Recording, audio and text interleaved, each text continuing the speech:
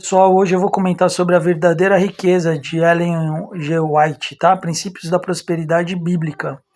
É muito bacana esse livro, né? Tem alguns pontos que precisam ter cuidado na hora de ler, né? Para não tomar como uma verdade absoluta em alguns pontos. Aqui é uma visão que ela teve, tá certo? De duas coroas, uma de riqueza celestial e outra de riqueza terrena. E aí na página, se eu não me engano, 11, tem uma citação dela que fala assim: os que alcançaram a coroa, aqui ó,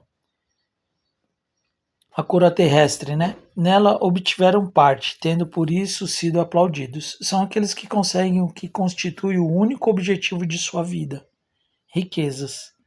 Receberam a honra que o mundo confere aos que são ricos. Têm influência no mundo. Satanás e seus anjos maus estão satisfeitos. Sabem que esses certamente são aqueles que, enquanto viverem em rebelião contra Deus, serão poderosos agentes de Satanás. Aqui eu queria destacar o seguinte: não é porque você tem riqueza e influência que você está servindo a Satanás. Jesus deixou claro lá com um jovem rico, e depois José de Arimateia vem corroborar o que Jesus ensinou, que o jovem rico, ele não tinha, o dinheiro era o dono dele, ele servia ao dinheiro, ele não servia a Deus. Por isso que ele não troca as suas riquezas pela salvação, pela coroa, que seria aqui no caso desse livro, a coroa celestial. No caso diferente dos outros personagens da Bíblia, o José de Arimateia pega e vai buscar o corpo de Jesus e concede a própria tumba para ser enterrado.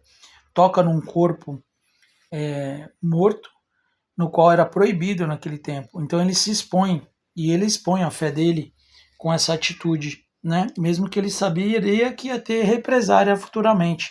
Mas ali com as ações dele, com o dinheiro dele, ele compra, e com a influência que ele tinha.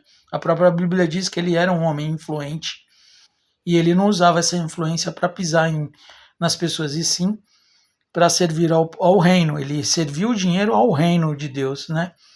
Dando uma possibilidade de um enterro digno para Jesus, para o corpo de Jesus, né? Que sabemos que depois ele ressuscita. Um outro ponto importante é Zaqueu. Zaqueu fala que vai restituir de 4 vezes mais aquilo que ele tinha tomado injustamente das pessoas. E Jesus não pede nada para ele. Há uma conversão interna de Zaqueu, falando de dinheiro, falando de posses, falando de propriedade, falando de dinheiro, exatamente de riqueza. Que se tivesse algum problema naquilo que ele tinha tirado de alguém, ele restituiria mais do que o dobro. Então, a gente precisa tomar cuidado com essas citações nesse livro, tá? Para não confundir o que é riqueza, bênção divina, fluxo divino vindo de Deus, reconhecer que toda a riqueza, tudo é de Deus.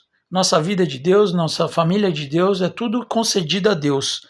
Mas também não esquecer também dos ensinamentos da religião que era Jesus, né? Jesus era judeu, que fala que nós temos que trabalhar, que nós temos que sustentar a nossa família, desde que sabemos de onde vem essa riqueza, que não é uma riqueza vinda de coisas desonestas ou ilícitas.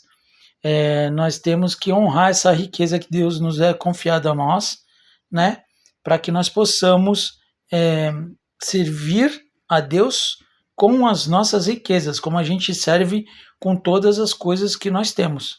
Nós servimos com nossos bens, servimos com a nossa família, servimos no trabalho, servimos em todos os lugares que nós estamos. Nós somos embaixadores do reino, tá ok? Eu vou continuar aqui com os comentários desse livro, que eu achei bem interessante.